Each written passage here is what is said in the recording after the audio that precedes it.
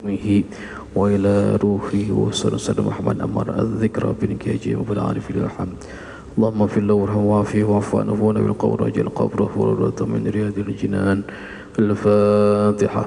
أعوذ بالله من الشيطان الرجيم. بسم الله الرحمن الرحيم. الحمد لله رب العالمين الرحمن الرحيم مالك يوم الدين إياك نعبد وإياك نستعين اهدنا الصراط المستقيم صراط الذين أنعمت عليهم غير المغضوب عليهم ولا الضالين. Ikhwatul iman jamaah halaqah isyraq yang dirahmati Allah Subhanahu wa taala. Insyaallah kita melanjutkan kajian kitab Al-Adhkar bersama guru kita Habib Amri Azmatkan fa ilaihi falyatafaddal mashkura. Assalamualaikum warahmatullahi wabarakatuh. Alhamdulillah ala ni'matillah allati la tuhsa wa la tustaqsa. Assalatu wassalamu ala habibina wa syafi'ina wa maulana Muhammad wa ala alihi wa ashabihi wa azwajihi wa dhurriyyatihi wa atba'i ila yaumiddin, amma ba'du. Subhanaka la ilma lana illa ma 'allamtana innaka antal alimul hakim wa ma as'alukum alaihi ajra in ajriya illa 'ala Allah alladzi fatarani rabbil alamin. Alhamdulillah, syukur kehadirat Allah Jalla wa'ala. Kita masih Allah Subhanahu wa ta'ala berikan nikmat hidup tanpa pernah kita meminta untuk dikasih hidup. Nikmat anggota tubuh yang masih sempurna tanpa pernah kita meminta diberikan anggota tubuh. Bahkan nikmat sehat tanpa pernah minta sehat. Al-Mukarramun wal-Muhtaramun yang kami muliakan, kami hormati, dan kami harapkan senantiasa doa-doanya para alim ulama, para asatidzah, para ustadz, wabil khusus Kiai Ferry, Ustadz Ali Zain tadi, Al-Hafiz, Ustadz Haki, dan juga para asatidzah lainnya. Semoga Allah Subhanahu wa taala senantiasa sehatkan badan para ulama kita. Allah panjangkan usianya dalam ketaatan kepada Allah, sehingga dengannya kita terus mendapatkan manfaat-manfaat ilmu mereka. Amin ya rabbal alamin. Bapak-bapak, ibu-ibu, semoga Allah Subhanahu wa taala terima amal ibadahnya, amal solehnya, serta semoga Allah ampuni dosa-dosa kita pada pagi hari ini. Tidaklah kita bangkit berdiri daripada majelis ini nanti, melainkan dosa-dosa kita sudah Allah bersihkan sebersih-bersihnya. Allah Subhanahu wa taala sucikan sesuci-sucinya. Maka di dalam duduknya kita pagi hari ini dalam rangka melaksanakan dan mengamalkan hadis Nabi SAW riwayat Imam Tirmizi dari Sayyidina Anas bin Malik radhiyallahu taala anhu, man shallal fajra fi jama'atin, siapa yang salat subuh berjamaah, thumma qa'ada yadhkurullah, kemudian dia duduk berzikir mengingat Allah, hatta tatlu'a syamsu, sampai terbit matahari, thumma shalla rak'atain, kemudian salat 2 rakaat, kanat lahu ka ajri hajjatin wa umratin, qala sallallahu alaihi wasallam tammatan au tammatin tammatin tammatin. Maka orang yang salat jamaah yang pertama, zikir yang kedua sampai terbit matahari, kemudian salat 2 rakaat yang ketiga, maka baginya pahala haji umroh sempurna, sempurna, sempurna. Orang yang haji dan umroh itu, man hajja falam yarfuth walam yafsuq raja'a min dhunubihi aw kharaja min dhunubihi ka yaumi waladathu ummuh. Orang yang hajinya diterima Allah, dia tidak melakukan perkara-perkara dosa selama hajinya, tidak berkata-kata buruk selama hajinya, maka dia pulang itu keluar dari dosanya seperti bayi baru lahir, Pak. Kita ingin agar doa-doa kita juga diijabah, karena orang-orang haji ini dia doa-doanya diijabah semua, karena tempatnya ijabah, waktunya mustajab. Begitu pula kita yang tidak atau belum mampu haji, maka kita minimal mendapatkan pahala-pahala haji dan umroh itu sempurna. Tapi di sini kan ingat Allah ini kan, yadhkurullah, Pak. Kita dengan nuntut ilmu ini jauh lebih besar daripada sekedar zikir biasa. Nuntut ilmu itu zikir, Pak. Nuntut ilmu itu. Karena Nabi SAW bilang wa mudzakaratuhu tasbih. Ada riwayat Imam Ibnu Abdil Bar, hadis Nabi SAW katakan wa mudzakaratuhu tasbih. Berdiskusi ilmu itu sama dengan tasbih. Bahkan Imam Atha bin Abi Rabah rahimahullah ta'ala, seorang tabi'in, katakan bahwa orang yang majelis halal dan haram, majelis ilmu itu lebih afdol daripada zikir. Bahkan Imam Syafi'i radhiyallahu ta'ala anhu katakan majelis ilmu itu talabul ilmi, menuntut ilmu itu afdol minan nawafil, lebih utama dari semua amalan-amalan sunnah, bukan hanya sholat. Sekarang Bapak baca Quran, kalau Bapak zikir, kalau Bapak mungkin baca wirid, ini semuanya amalan sunnah. Kalau mau dibandingkan dengan Bapak fokus mendengarkan kajian, ibu-ibu mendengarkan kajian, itu lebih utama daripada Bapak Ibu zikir. Lebih utama. Yang tahu pahala dan tidak tahu pahala itu Nabi. Nah, sedangkan habis sholat subuh itu kadang Nabi itu nggak langsung, nggak buat majelis zikir, seringnya Nabi itu buat kajian dulu. Kadang-kadang Nabi mulai kajiannya itu dengan nanya mimpi. Habis subuh ini nanya, semalam bapak ada yang mimpi aneh-aneh atau mimpi-mimpi nggak? Coba ceritain. Jadi dibuka kajiannya itu dengan diskusi dulu. Nanti dari mimpi itu baru diterangkan dan juga jadi dihubungkan dengan agama.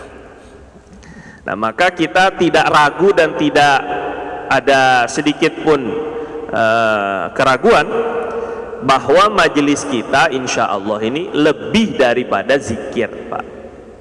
Nah, terus di sini ada hadis Nabi itu, summa qa'ada yadhkurullah, duduk zikir kepada Allah.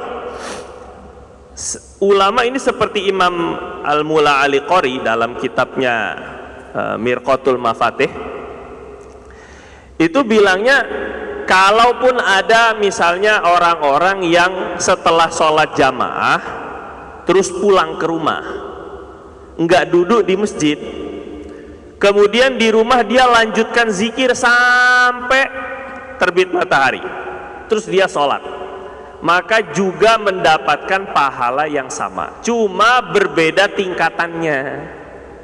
Jelas orang yang berada di rumah tidak bisa iktikaf, yang di masjid lanjut sampai terbit matahari ini mendapatkan pahala iktikaf. Oh ya, bagi bapak-bapak, ibu-ibu yang belum niat iktikaf, niat dulu, karena nggak bakal dicatat iktikaf kalau nggak niat. Walaupun duduk lama di masjid, kalau nggak niat nggak dicatat iktikaf. Jadi bukan semata-mata orang yang duduk di masjid langsung iktikaf, nggak bisa, diniatkan lagi. Kalau mau lebih tinggi lagi, besar lagi pahalanya, kita tambahkan dengan niat nazar. Dinazarkan terlebih dahulu, saya nazar iktikaf di masjid ini selama saya berada di dalamnya. Saya nazar iktikaf di masjid ini selama saya berada di dalamnya. Kemudian setelahnya baru niat dalam hati. Kalau nazar tuh nggak bisa dalam hati, nggak bisa. Nazar itu beda sama niat, ibu bapak ya. Jadi kalau misalnya ibu-ibu pernah dulu nazar, saya nazar kalau seandainya anaknya perempuan saya bakal, tapi nazar dalam hati, maka nggak wajib. Nazar itu ya di lisan gitu. Maka kalau mau dapat pahala iktikafnya jadi wajib, 70 ganda daripada pahala iktikaf sunnah dinazarkan dulu. Saya nazar kepada Allah untuk iktikaf di masjid ini selama saya berada di dalamnya. Bisa? Ya. Kemudian baru dalam hati saya niat melakukan iktikaf yang dinazarkan fardu karena Allah. Nawaitul iktikaf al-manzur fardhon lillahi ta'ala. Jadi pahalanya sekarang ini bukan iktikaf sunnah ini. Ini pahalanya jadi iktikaf wajib. Sama dengan 70 kali iktikaf. Masya Allah, ini enaknya ilmu itu ya begitu ya, cuman kalau nggak paham kita nggak tahu. Nah sekarang Nabi itu bilangnya duduk zikir kepada Allah sampai terbit matahari. Nah biasanya terbit matahari itu kalau di jam-jam kita itu namanya syuruk. Syuruk itu artinya terbit, sama aja, syuruk terbit itu sama. Nah terbit itu adalah habisnya waktu subuh. Jadi yang ada di jam-jam itu adalah menunjukkan waktu subuh udah habis. Kira-kira gitu Pak. Karena waktu subuh itu adalah dari tulu'ul fajar, min tulu'il fajar, dari sejak fajar keluar, cahaya fajar itu keluar sampai terbit matahari. Nah dalam fikih itu terbitnya gini, ini matahari itu bulat ya, jadi kalau terbitnya itu dikit aja nongol buletannya itu namanya sudah terbit, sudah habis waktu subuh, itu namanya syuruk. Nah ini ulama di dalam hadis ini dikombinasi dengan hadis-hadis lain. Kata Nabi kan, "Tsumma qa'ada yadhkurullah hatta tatlu'a syamsu fa shalla rak'atain." Kemudian duduk zikir sampai terbit matahari, terus sholat 2 rakaat. Ini dikombinasi dengan hadis lain. Oh, bukan langsung terbit langsung sholat. Sekali lagi, bukan terbit langsung sholat, karena nunggu waktu makruh hilang. Dalam hadis lain, Nabi SAW larang saat ketika inna syamsa tatlu'u baina qarnai syaitan. Sesungguhnya sesungguhnya matahari itu terbit di antara 2 tanduk setan. Nah, maka kata Nabi kalau terbit jangan sholat dulu. Nabi nggak mau orang Islam itu sama dengan penyembah matahari, sama dengan penyembah setan. Paham nggak Pak kira-kira ini? Nabi nggak mau sholat kita tuh mirip sama penyembah dewara. Entahlah dewa apa namanya, Raka, Do, Mi, Fa, Sol, La, Si, Do, nggak tahu. Pokoknya sama dengan penyembah matahari. Makanya nggak boleh sholat ketika pas terbit matahari. Nah, jadi ulama-ulama dalam mentafsirkan hadis ini nggak langsung terbit langsung sholat. Sekali lagi ya, bukan. Karena tadi ada hadis lain, nggak boleh sholat ketika matahari terbit. Terus sampai kapan? Sampai qadra rumhin, seukuran 1 tombak. Jadi terbit matahari seukuran tambah lagi 1 tombak. 1 tombak tuh berapa? Tombaknya siapa lagi pula? Sekarang siapa yang bawa tombak? Terus ngelihatnya gimana terbit matahari itu kan? Nah, kalau orang dulu ngelihatnya terbit matahari dari gunung. Orang dulu ngelihat terbit matahari dari bukit. Jadi kelihatan. Lah sekarang nggak bisa ngelihat ya karena kehalang gedung. Kira-kira jelas itu ya.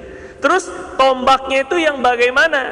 Maka sama Habib, ada namanya Habib Zain bin Ibrahim bin Smith, itu menetapkan seukuran waktunya 16 menit setelah terbit matahari. Catat ini Pak, terbit matahari kemudian tambah 16 menit, begitu ya, gitu ya.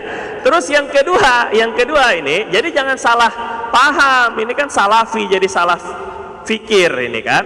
Salafi bukan orang salah, bukan, ini salah fikir jadinya. Jadi setelah syuruk yang disebutkan di dalam waktu-waktu ini tambahnya 16 menit. Kalau Imam Ghazali yang mensunahkan membedakan antara sholat isyraq dan sholat duha, itu Imam Ghazali dalam kitab Ihya. Lebih afdol kata beliau, utamanya kalau kita sholatnya 2 kali. Sholat isyraq mah lain setelah terbit matahari plus tadi itu setelah seukuran tombak, kemudian nanti sholat duha lain lagi. Ini kata beliau lebih utama. Jadi kata beliau, kalau beliau ukurannya, kalau siang itu dibagi 12, maka waktu isyraq itu setengah per 12.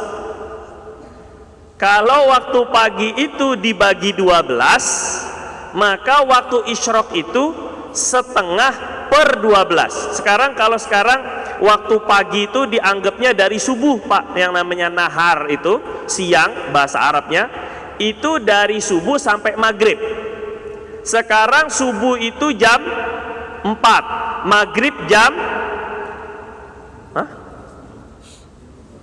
6 misalnya ya, berarti maknanya ada 14 jam kurang lebih kan, ada 14 jam. Jadi setelah terbit matahari tambah, kalau kita 14 jam itu dibagi 12 itu nggak sampai setengah jam ya, kurang lebih dalam 20 menit 15 menitan. Jadi nggak jauh beda, setelah terbit matahari tambah setengah hari kata beliau, nisfuhu. Jadi kurang lebih aja 15, 16 menit, 20 menit. Jadi maknanya samalah kurang lebih ukuran waktunya itu setelah terbit matahari ditambah 1/24 siang. Nah loh kan, gimana coba ngitungnya tuh, setengah per 12 ya, 1/24 sama dengan. Jadi kalau siang itu dari subuh sampai maghrib dibagi 24, 1/24-nya itu tambahan dari naik matahari. Jadi matahari terbit tambah 1/24, ya udah nggak usah repot, tadi 16 menit udah selesai kan, tambah repot-repot 1/24, bingung lagi nih kan, udah tua-tua lagi kita ini kan diajakin ini. Jadi pokoknya intinya begitulah, kurang lebih 16 menit. Jadi agar tidak masuk dalam waktu makruh. Makruh sebagian Imam Nawawi bilang makruhnya malah makruh tahrim, makruhnya makruh dosa. Bukan hanya makruh biasa ini, makruhnya makruh dosa. Jadi bukan teng terus kemudian sholat, bukan ya Pak ya, tambah 16 menit kurang lebih. Itulah sesi tanya jawab kita biasanya itu kan, jadinya 16 menit itu maksudnya. Terus kemudian yang kedua, isyraq itu sendiri itu kebanyakan ulama, sekali lagi saya tekankan ya, kebanyakan ulama menganggapnya adalah awalud duha, dia awal waktu duha. Kebanyakan begitu, jumhur mayoritas ulama bilang. Cuma Imam Ghazali aja yang menambahkan sholat isyraq di awal waktu lain, nanti duha lain. Tapi kata beliau, kata Imam Ghazali dalam Ihya Ulumuddin, kalau kita mengambil pendapat yang mengatakan bahwa duha dan isyraq itu sama waktunya, maka isyraq adalah awal duha, permulaan waktu duha. Jadi sama antara duha dengan isyraq. Maka kalau sama antara waktu duha dan isyraq, Bapak boleh nanti terbit mataharinya setelah jam 9 baru sholat duha. Itu juga dapat pahala yang sama gitu maksudnya. Jadi nggak mesti langsung teng sholat kayak bel pulang kerja atau bukan. Tapi ini seketika kita sholat duha, pokoknya kita zikir, kemudian nanti waktunya sholat duha, kita sholat duha. Maka kalau isyraq dan duha itu sama, waktu awalnya adalah sholat isyraq, itu adalah awal sholat duha, dan akhirnya juga akhirnya waktu sholat duha. Kapan sholat duha terakhir? Sebelum istiwa. Istiwa itu sesaat sebelum zuhur, sebelumnya lagi. Jadi istiwa adalah matahari tepat di atas permukaan bumi. Tepat namanya garis istiwa. Miring sedikit itu masuk waktu zuhur. Tengah-tengahnya namanya istiwa. Ini juga makruh sholat sebelumnya istiwa. Istiwa itu tepat ketika matahari di atas bumi. Miring sedikit ke arah barat itu waktu zuhur. Sebelumnya istiwa ini akhir waktu duha. Jadi duha itu bisa 11:30. Jadi tenang aja Pak, tenang aja, Bapak bisa haji umroh tenang aja gitu ya. Jadi nggak usah buru-buru. Ustadznya masih semangatnya terus Bapak sholat. Nggak perlu. Justru lebih afdol tunggu dulu. Nah ini kan nggak enak Pak kalau seandainya lagi nyampein hadis Rasul, terus di tengah-tengah Rasul lagi ngomong, Bapak sholat. Ini maksudnya, ini kalau dianggapnya begitu lebih kurang ya. Dulu Imam Malik itu pernah mukul orang, muridnya pernah mukul muridnya hanya gara-gara ketika lagi baca hadis muridnya berdiri. Gara-gara baca hadis Pak, muridnya berdiri. Kan beliau kan ahli hadis ini, Muwatta kan. Terus kemudian ada muridnya berdiri, mungkin mau kencing, mungkin apa. Cuma ini kurang ada, tunggu dulu sampai hadisnya selesai. Maka setelah selesai baca hadis dipanggil, dipukul 10 kali di rotan Pak. Kalau kita berlakukan seperti ini gak ada yang ngaji lagi nanti ini kan. Gak boleh berdiri sebelum ustadznya selesai, itu kan repot juga ini kan. Jadi dipukul sama Imam Malik itu 10 kali. Tapi karena Imam Malik ini pukulannya pukulan mendidik, terus Imam Malik merasa bersalah. Jadi kata beliau, ini kamu ini nggak sopan, ini takdib agar kamu lebih sopan sama hadisnya Nabi. Imam Malik itu lagi baca hadis, kala jengking gigit belakang punggungnya. Diam beliau sampai keringetan, sampai mukanya pucat, terus melanjutkan hadisnya. Setelah selesai orang pada bubar, terus kemudian orang yang salah satu murid yang masih tinggal, Syekh, Kiai, tadi kok saya lihat Syekh pucat, keringetan, kenapa? Coba di belakang saya lihat ada apa? Ada kala jengking menggigit sudah 16 kali capitan, 16 kali entuk, bahasa apa tuh entuk tuh kan? 16 kali gigit, ternyata beliau nggak bergeming. Ya kita gigit semut, gigit nyamuk aja udah riweuh, udah pengen pergi aja ini kan. Tapi gimana beliau? Ini maksudnya karena saking menghormati hadis Nabi. Akhirnya Imam Malik tuh karena nggak enak ngukul muridnya tadi itu kan 10 kali sama beliau, karena saya ingin membalas bahasanya kekeliruan ataupun kerasnya adab saya itu, maka saya ganti, saya riwayatkan kepada kamu khusus 10 hadis yang murid-murid lain nggak diriwayatkan. Saya riwayatkan sama kamu ya, karena 10 kali cambuk maka saya tambahin 10 hadis sama kamu. Jadi kata muridnya, ini murid zaman dahulu, ini mah zaman baheula, tahu gitu saya lebih memilih lebih daripada 10 biar lebih daripada hadisnya. Saya pengen dipukul dan dirotan lebih daripada 10 agar mendapatkan lebih daripada 10 hadis sebagai pengganti rotan kepada saya. Jelas ini Pak ya. Jadi kita ingin sama-sama satu hati, satu jiwa, satu rasa gitu kan. Sehingga nanti kalau siapapun, bukan hanya saya, enggak gitu, siapapun nanti yang berada di majelis ini kita muliakan karena bukan ngelihat orangnya, tapi ngelihat apa yang disampaikan. Yang walaupun orangnya kecil-kecil, yang walaupun orangnya mungkin ya nggak ganteng-ganteng amat, tapi yang disampaikan itu hadis Nabi. Kalau seandainya nanti ini kalau mau pakai kaedah yang seperti ini, wah pasti kita bakal bisa beradab dan sopan, pasti Pak. Seandainya aja ini Mah ya, kalau Nabi ada di depan kita sekarang, kira-kira kita bakal tidur apa enggak ini? Allahu Akbar. Ini misalnya ini makan. Kalau seandainya ini sekarang ini Nabi yang ada datang di tengah-tengah kita, kira-kira kita ini akan berani tidur apa enggak ini kira-kira ini? Kalau untuk sekelas mungkin Ustadz Abdul Somad, mungkin almarhum Murabbi, mungkin kita nggak enak tidur di depan beliau. Bagaimana kalau yang ada di depan kita adalah baginda Nabi SAW? Nah, ini yang menjadi adab para ulama, sehingga mereka nggak mau kalau Imam Rabi'ah Ar-Ra'yi, Imam Rabi'ah Ar-Ra'yi ini beliau ketika kalau baca hadis, maka beliau akan membakar bukhur, bakar wewangian, karena merasa Nabi SAW ada di tengah-tengah mereka. Sampai seperti itu untuk adab kepada hadis-hadis Nabi. Jadi wajar kalau sampai Imam Malik bermimpi bertemu dengan Nabi setiap malam, itu wajar, karena penghormatan kepada hadis begitu besar, penghormatan kepada Nabi begitu agung. Kalau ada orang tanya mau belajar apa, saya mau belajar fikih, maka beliau langsung ajarkan fikih. Tapi kalau ada orang tanya saya mau belajar hadis, minta riwayatkan hadis, maka beliau akan mandi dulu, kemudian ganti pakaian yang rapi, pakai minyak wangi yang terbaik, duduk di atas minasoh. Minasoh itu kita sebut apa? Panggung khusus, ada mimbar khusus. Beliau di atasnya duduk dengan begitu agung, baru membacakan hadis. Jadi nggak sembarangan.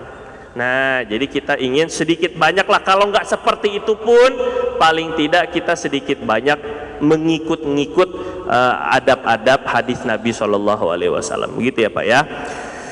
Faslun. Ini fil amri bil ikhlas wa husni niyat fi jami'il a'mal adh-dhahirat wal khafiyat.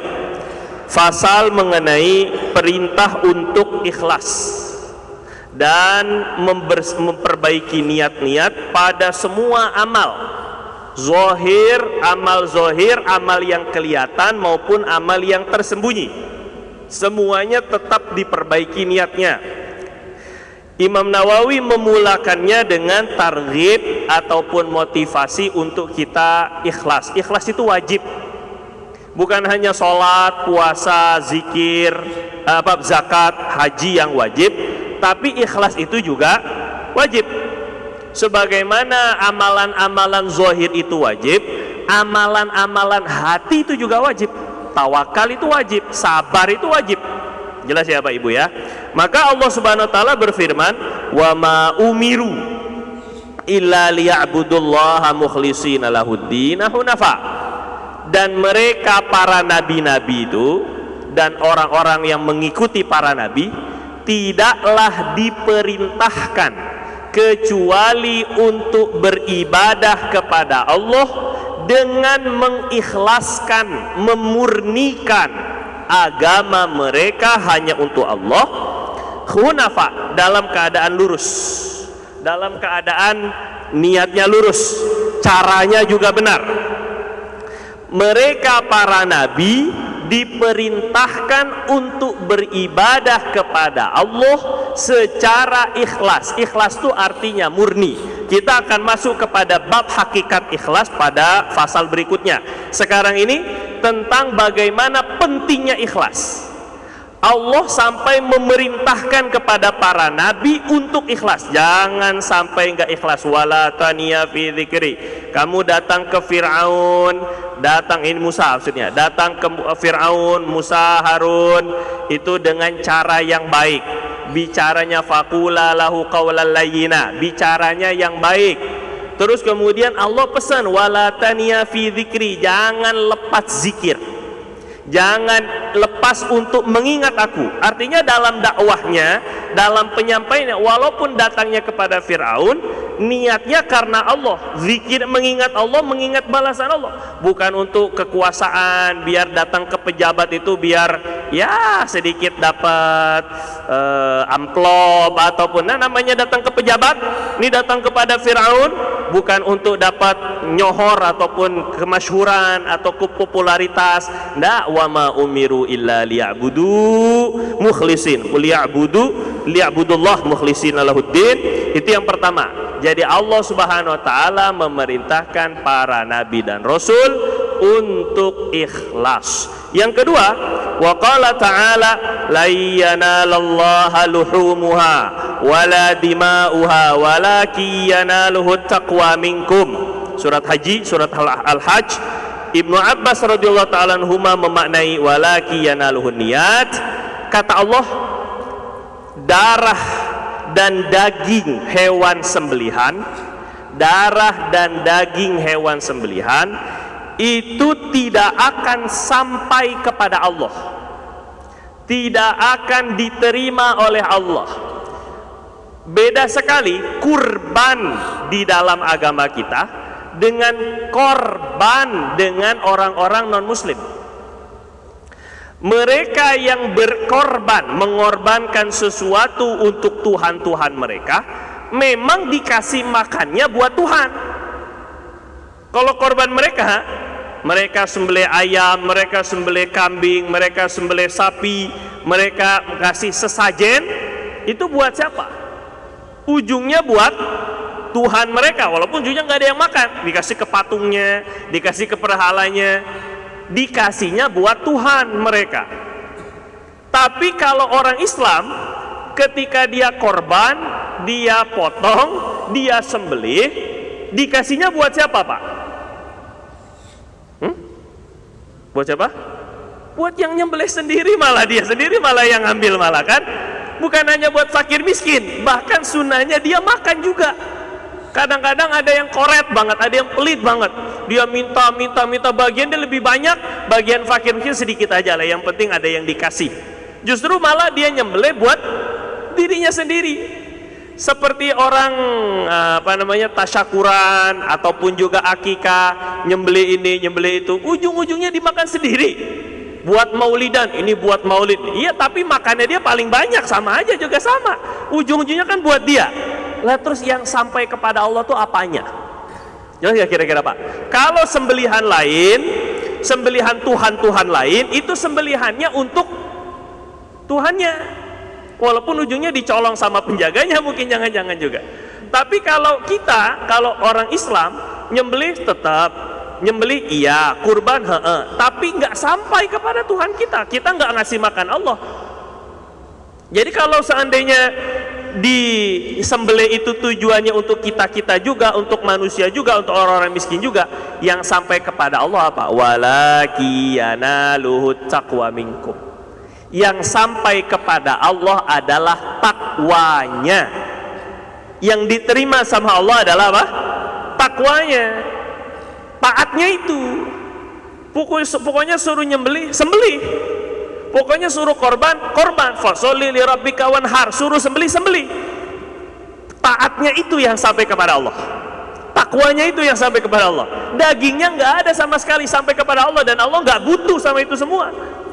Nah, maka Imam Sayyidina Abdullah bin Abbas mentafsirkan takwa yang sampai kepada Allah itu apanya? Ikhlas. Yang sampai kepada Allah itu adalah ikhlasnya. Man doha lillah, yang menyembelih karena Allah. Nabi nggak bilang hanya menyembelih, tapi menyembelih berkurban karena Allah. Yang sampai itu ikhlasnya. Jadi selama tidak ada ikhlas, tidak sampai. Ini korbannya hanya sekedar biar ya masuk dalam wartawan, saya korban 1 limosin, mobil limosin maksudnya dikorbani langsung, malah Masya Allah, biar kelihatan wah begitu, biar kelihatan Masya Allah ya, sapinya 100.000 kintal mungkin ini biar kelihatan wah sekali. Nggak hati-hati sekali. Yang sampai kepada Allah itu bukan dagingnya, tapi yang sampai itu takwanya. Berat, besar, berbobot, bagus, tapi kalau tidak ada niatnya nggak ada nilainya. Nilainya yang kita inginkan itu adalah diterima oleh Allah. Jadi Allah itu sangat amat cemburu kalau ada Tuhan-Tuhan dan tujuan-tujuan lain dalam hati kita. Dalam hadis qudsi Allah bilang, ana aghnas syuraka'i 'anis syirik. Saya ini paling tidak butuh dengan partner. saya paling tidak perlu dengan dengan sekutu, dengan tambahan-tambahan niat selain saya. Maka siapa man amila amalan, orang yang beramal kemudian la yuridu bihi wajhi, dia tidak menginginkan untuk ridhoku, kata Allah, maka aku tolak. Aku nggak butuh sama amalannya. Yang aku ingin itu murni karena Allah SWT. Ini maksud daripada ikhlas. Maka untuk sampainya sholat kita, sampainya zikir kita, sampainya dakwah kita ini karena Allah. Makanya ini penting sekali para pendakwah, para guru, jangan hanya niatnya gaji, jangan hanya niatnya amplop, terlalu remeh, terlalu murah. Padahal kita bisa gini Pak, misalnya Bapak misalnya punya rumah 1 miliar, Bapak jual 100.000, sehat apa nggak sehat? Sehat apa enggak? Nggak sehat. Maksudnya gila apa enggak, misalnya gitu kan, lebih kurang. Bapak hanya jual 100.000, jual harganya padahal 1 M, tapi Bapak cuman jual, nggak apa-apa lah, yang penting lakulah 100.000. Nah, ini nggak sehat namanya. Begitu pula juga dengan amalan kita, dakwahnya kita, zikirnya kita, sholatnya kita. Ini bisa beli surga, bukan hanya bisa beli rumah 1 M. Kita bisa membeli surga, ternyata hanya semata-mata untuk dapat pujian orang, ternyata hanya semata-mata untuk amplop, hanya semata-mata untuk gaji. Allah, terlalu kecil. Jadi kita ini punya kunci ikhlas, diantaranya adalah melihat besarnya pahala, tahu nilai amalan kita. Makanya itu penting untuk disampaikan manfaat-manfaat zikir, fadilah, keutamaan amalan. Kalau melakukan ini akan dapat ini, melakukan ini tujuannya untuk memperbaiki niat. Jadi sehingga kita tidak menukar sesuatu yang remeh dengan sesuatu yang kita miliki jauh lebih mahal. Jadi jangan sampai ada niat-niat yang lain. Kemudian an Umar bin Khattab, ini hadis yang masyhur radhiyallahu taala anhu, qala Rasulullah sallallahu alaihi wasallam, innamal a'malu binniyat, hanyalah amalan-amalan itu dengan niatnya. Amalan itu diukur hanya dengan niatnya. Amalan itu diterima hanya dengan niatnya. Amalan itu sempurna hanya dengan niatnya. Amalan itu sah dalam fikih hanya dengan niatnya. Wa innamal likulli imri'in ma nawa, dan hanyalah seseorang mendapatkan apa yang ia niatkan. Yang enggak diniatkan enggak dapat. Bapak lagi umroh, ibu lagi umroh, lagi haji. Saat ketika tawaf, Rabbana atina fid dunya has. Ngelihat ada teman lama, ada teman SMA saya itu lama nggak ketemu. Akhirnya bapak dan ibu ketika tawaf itu cepet-cepet ngejar teman SMA, pengen reunian di Mekah. Pengen ketemu ini, udah lama nggak ketemu ini. Akhirnya cepet-cepet lari ataupun berjalan cepat ingin menuju temannya. Maka kata ulama, langkah-langkah yang bapak ibu gunakan untuk mengejar kawan tanpa diperbaiki niatnya untuk tawaf, nggak sah ini tawafnya. Jadi terus gimana kalau nggak sah? Jadi gimana caranya? Kalau mau sebelum ngejar, saya niat ngejar dan tawaf juga, begitu maksudnya. Jadi perbaikinya itu penting, karena ketika dia ngejar kawannya itu sudah niatnya bukan tawaf lagi, niatnya ngejar teman.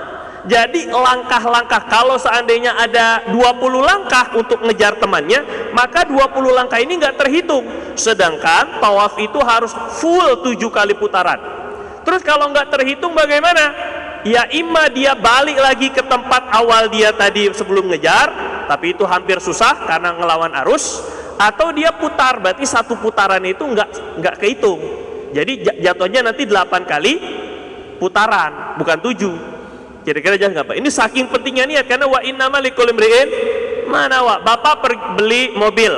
Awalnya beli mobil itu adalah untuk keperluan keluarga. Terus kemudian ketika di tengah waktu atau beberapa hari kemudian pikir-pikir, kayaknya saya pengen usaha aja deh. Pengen mobil, jual beli mobil. Tadi mobilnya belinya buat apa? Keluarga, lilqinya bahasanya, untuk dipakai, untuk disimpan. bukan buat dijual.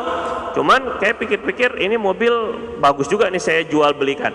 Akhirnya dijual. Apakah bapak kena zakat? Enggak. Karena awal belinya adalah untuk keluarga. Nanti yang berikutnya niatnya buat beli mobil, buat dijual lagi, beli mobil dijual lagi, sampai 1 tahun ini kena zakat karena sudah mulai dagang.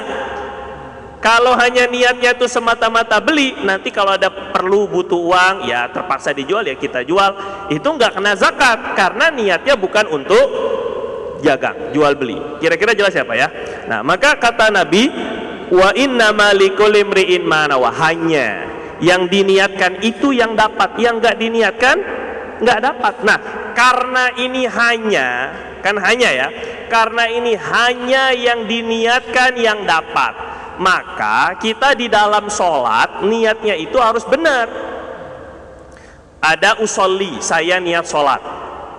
Karena hanya Bapak, ada orang nunduk, Bu, ada orang nunduk, berdiri, sujud, duduk, apakah pasti sholat apa enggak? Apakah pasti orang yang kayak gitu sholat? Belum tentu. Bisa jadi senam yoga, belum tentu sholat. Orang yang berdiri, nunduk, berdiri, sujud, nungging, duduk, apakah sudah pasti sholat? Belum tentu. Bisa jadi senam. Paham ya Pak ya? Untuk membedakan apakah senam atau sholat, paham ya, jelas ya Pak? Yang membedakan apanya? Niatnya. Makanya harus pakai usolli, saya niat sholat, memastikan dalam hati kepada Allah, ya Rob, gerakan-gerakan yang saya lakukan setelah ini adalah dalam rangka sholat. Terus kemudian usolli ada fardo, harus ada kata-kata wajib. Untuk sholat wajib harus ada kata-kata fardo. Usolli fardo, saya niat sholat wajib. Karena ada sholat zuhur yang gak wajib. Ketika Jumat wajib, lebih wajib daripada sholat zuhur lagi malah. Hah? Ketika ngulang, Bapak lagi setelah sholat, Bapak sholat ini, tiba-tiba ada kawan kita yang terlambat, gak sempet dapat jamaahan.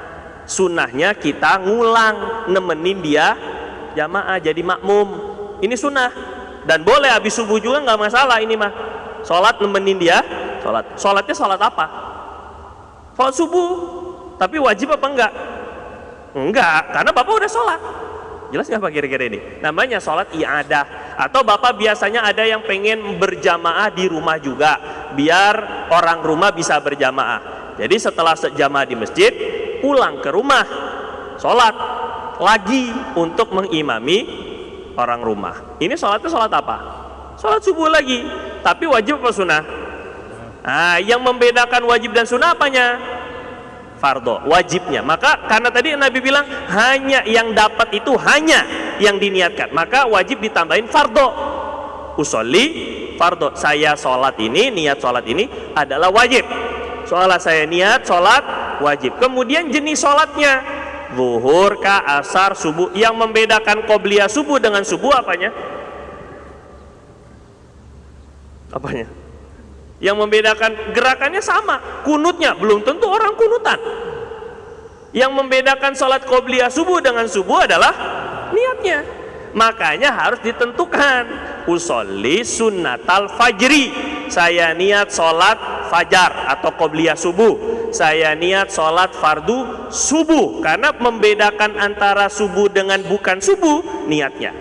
Antara zuhur, asar, isya, yang membedakan apanya?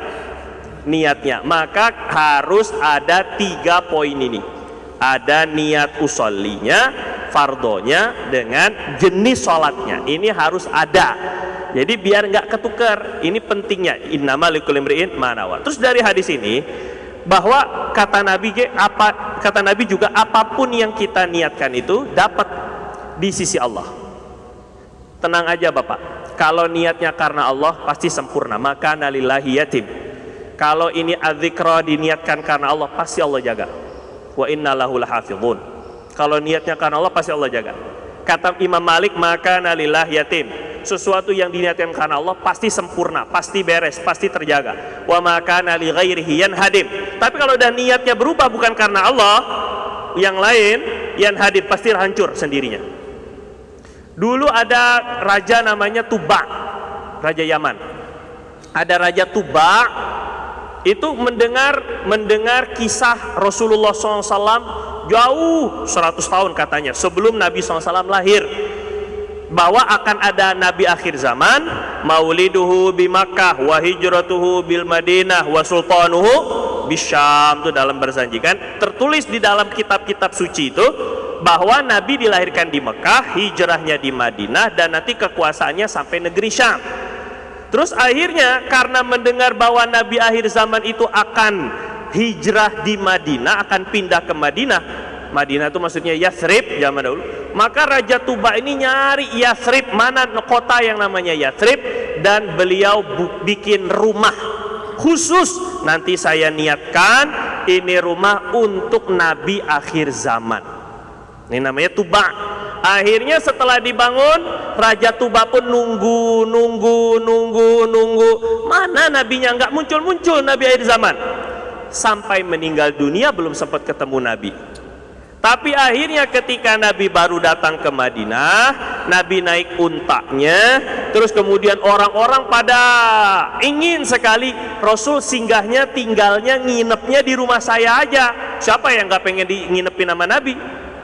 Maka setiap sahabat semuanya berebut, sampai Nabi bilang, da'ha fa innaha ma'murah, biarkan, onta ini sudah dapat perintah dari Allah kemana dia akan singgah. Sampai akhirnya onta itu jalan, berhenti di tempat Sayyidina Abu Ayyub Al-Ansari radhiyallahu ta'ala anhu. Sayyidina Abu Ayyub Al-Ansari inilah yang turun-temurun keluarga bapak-bapaknya itu memegang rumah yang dibangun oleh Raja Tuba. Niatnya dari kapan? 100 tahun yang lalu. Tapi kalau karena Allah, ini saya mau khidmat, saya mau melayan Rasulullah SAW, Allah terima. Kalau Allah sudah terima, walaupun mungkin ketika kita di masa hidup kita nggak ngelihat hasilnya, mungkin ketika kita masih hidup kita nggak ngelihat, kita niatkan anak kita, cucu keturunan kita jadi orang-orang soleh, jadi ulama, jadi hafizul Quran, niatkan aja dulu. Walaupun kita meninggal dunia, kalaulah kita tidak melihat hasilnya di dunia pun, insya Allah nanti berikutnya akan jadi sesuai yang diniatkan. Wa innamal likulli imri'in ma nawa. Makanya cita-cita itu penting. Apa yang difikirkan itu yang datang. Innamal likulli imri'in ma nawa. Begitu pula Sayyidatuna Hanna, istri daripada Sayyidina Imran alaihi wassalam. Imran punya istri Hanna, Hanna punya 3 orang anak, Nabi Musa, Nabi Harun, dengan Siti Maryam. Nah, anak pertama ini Siti Maryam. Inni nadartu laka ma fi batni muharraran fataqabbal minni. Kata ibunya Siti Maryam, Hanna namanya, Siti Hanna, ya Rob, saya ini nadar, pokoknya anak saya ini murni muharrara, dia nggak bakal dikasih tugas apapun, nggak ada cita-cita apapun kecuali untuk beribadah kepada Engkau. Saya nadar ya Rob, ini perut saya ketika lagi hamil nadar.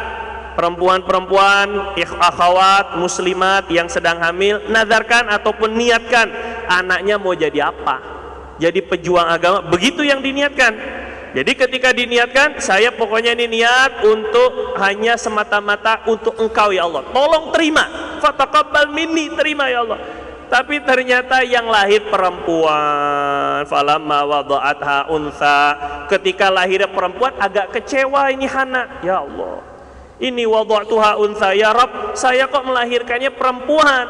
Kalau perempuan nanti ada haidnya, nanti ibadahnya putus, nanti nggak boleh masuk masjid, nanti terhalang dengan melahirkan, menyusui dan seterusnya. Jadi Hana tuh agak kecewa ketika anaknya itu perempuan. Walaysa dzakaru kal untha, ya Allah, kan laki dan perempuan itu berbeda, tapi ya udah, karena sudah diniatkan karena Allah, fataqabbalaha rabbuha biqabulin hasan, maka Allah terima ini niatnya Sayyidatuna Hanna dengan penerimaan yang baik. Wa ambataha nabatan hasana, maka ditumbuh kembangkan dengan pertumbuhan yang baik. Wa kafalaha Zakaria, Allah titipkan kepada Nabi Zakaria. Jadi salah satu tanda salah satu tanda bahwa anak itu akan jadi anak soleh adalah Allah pertemukan dengan guru dan murabbi yang baik. Wa kaffalaha Zakaria, yang langsung mendidiknya adalah pamannya sendiri, Sayyidina Nabi Zakaria alaihi salam. Jadi penting niat jangan sampai salah niat. Niatkan aja, ya Allah, saya kalau punya 1 M saya akan bangun, misalnya saya bantu ini pondok Az-Zikra ataupun masjid. Kalau saya punya, niatkan aja dulu. Walaupun belum ada uangnya, tapi kan nggak ada, ya kan niatkan gratis, niatkan nggak perlu apa-apa. Bahkan kata Imam Fudail bin Iyad rahimahullah taala, istaghfiru min niyatil hasanah min niyatin hasanah, banyak-banyakkan niat yang baik, fa innahu la yadkhuluha riya, karena niat itu nggak pernah riya. Kalau kita sholat, bagus-bagusnya sholat, orang liatin aja kayak gimana gitu, kelihatan ada rasa-rasa bangganya. Tapi kalau niat yang baik, Bapak nggak usah ngomong, niat aja dalam hati, saya niat. Ada riaknya nggak? Nggak ada, karena kita hanya dengan Allah. Jadi perbanyak aja niat yang baik, nggak masalah. Nanti kalau siang lagi sakit, niatkan, nanti sehat saya mau ke masjid, saya niat mau datang kajian, saya niat. Niatkan aja dulu. Semoga Allah SWT terima niat-niat kita dan juga Allah perbaiki amalan kita. Ada 5 menit pertanyaan kalau ada. Ya Pak, silakan. Baik tentang kajian kita atau di luar kajian kita, ya boleh. Waalaikumsalam warahmatullahi wabarakatuh.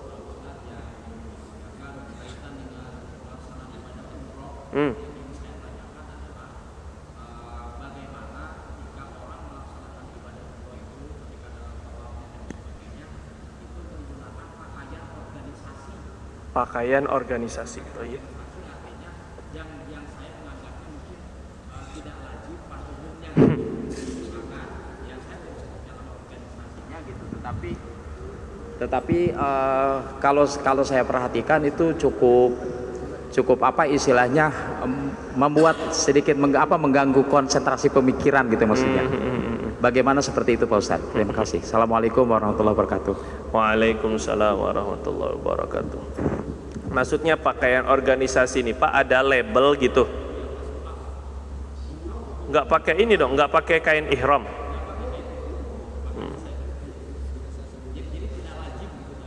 Oh ya, lagi umroh. Oke, ketika sedang umroh, tawaf, sa'inya, kemudian pakai pakaian organisasi atau pakai pakaian partai. Misalnya ini kan, misalnya, apakah itu boleh atau tidak? Pertama, untuk syarat tawaf maupun syarat tawaf ini sama seperti syarat sholat. Yang penting auratnya tertutup dan juga pakaiannya suci. Pakaiannya suci dari najis, kemudian auratnya tertutup. Ini untuk kaitan dengan ibadahnya itu sendiri. Maka kalau ditanya sah atau tidak sah, sah. Cuma ketika memang sudah niatnya niat ihram, kemudian pakai pakaian yang berjahit untuk laki-laki, ini hukumnya haram.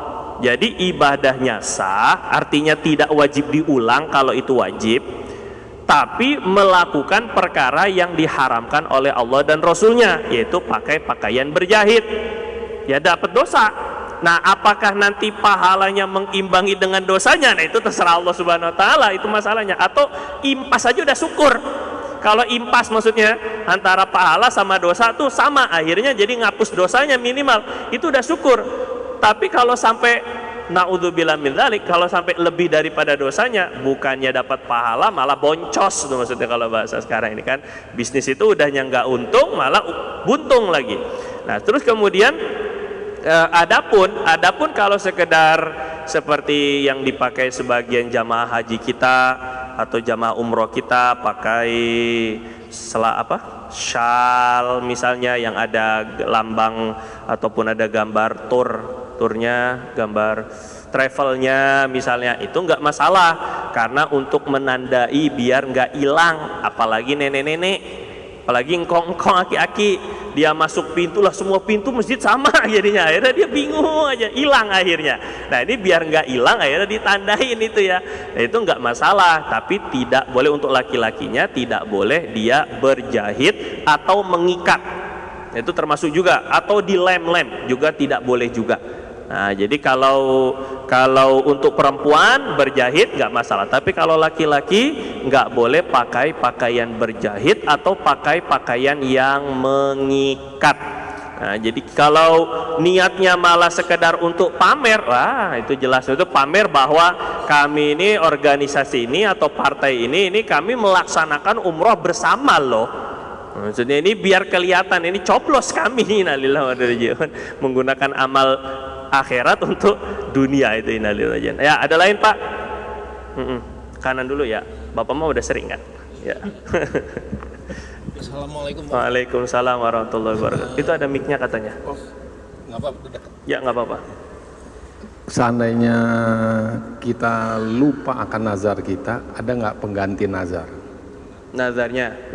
Nazar, pengganti nazar. Makanya kita lupa nih. Nazar ibadah bukan nazar ibadah? Enggak, bukan ibadah. Nazar yang lain, namanya kita pada saat lulus kuliah kita nazar, nanti setelah saya lulus saya akan ini, tapi lupa nih setelah berjalannya waktu. Penggantinya itu ada nggak? Ya, jadi nazar, waalaikumsalam warahmatullahi wabarakatuh. Nazar itu dibagi beberapa bahagian atau dibagi beberapa macam.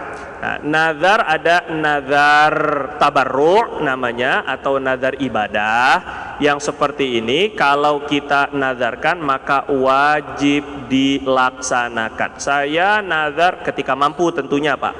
Saya nazar akan puasa, ini karena terlalu senangnya saya nazar lah, kalau saya lulus kuliah misalnya saya akan puasa 30 tahun misalnya ini kan. Nah, yang kayak gini kalau kuat silakan, wajib dilaksanakan. Kalau nggak kuat karena sakit-sakitan dan sebagainya, maka diganti dengan kafarat sumpah, seperti kafarat sumpah nazar itu. Ataupun juga kalau nazarnya itu nazar maksiat, maka dia tidak wajib dan tidak boleh, haram untuk dilaksanakan. Saya nazar akan membunuh orang, saya nazar akan main judi, wah gayanya ini kan. Saya nazar untuk minum khamar, itu jelas tidak boleh. Maka nazar yang yang bentuknya maksiat ini tidak boleh dilaksanakan. Kemudian ada nazar yang disebut nazar lajaj, ketika lagi marah atau dalam kondisi keceplosan yang seperti itu. Pokoknya kalau kamu nggak pulang ke rumah, dia ngomong ke istrinya, kalau kamu nggak pulang ke rumah, abang nazar nggak bakal makan. Ini karena marah ini biasanya, ujungnya lapar sendiri kan. Innalillahi wa inna ilaihi raji'un. Nah makanya kalau marah pikir-pikir dulu. Jadi pokoknya kalau nggak pulang, akhirnya yang seperti ini nggak, yang maslahat yang bagaimana? Yang maslahat tetap makan, maka dia boleh makan, batalkan nazarnya itu dengan membayar kafarat sumpah. Jadi kalau bapak nazarnya itu bentuknya nazar ibadah dan mampu dilaksanakan maka wajib. Tapi kalau tidak mampu dilaksanakan atau yang seperti tadi ada maslahat untuk kita batalkan nazarnya. Biasanya ada yang terlalu kenceng, demi Allah saya nggak bakal nginjek rumah ini lagi, nginjek aja nggak mau gitu kan. Ternyata maslahatnya untuk silaturahim justru lebih afdol, maka dibatalkan dengan seperti kafarat sumpah. Kafarat sumpah itu puasa 3 hari ataupun memberi makan 10 orang miskin, 10 orang miskin, atau memberi pakaian kepada 10 orang miskin. Pakaiannya bentuk boleh apa aja, boleh selendang, boleh peci, boleh koko, boleh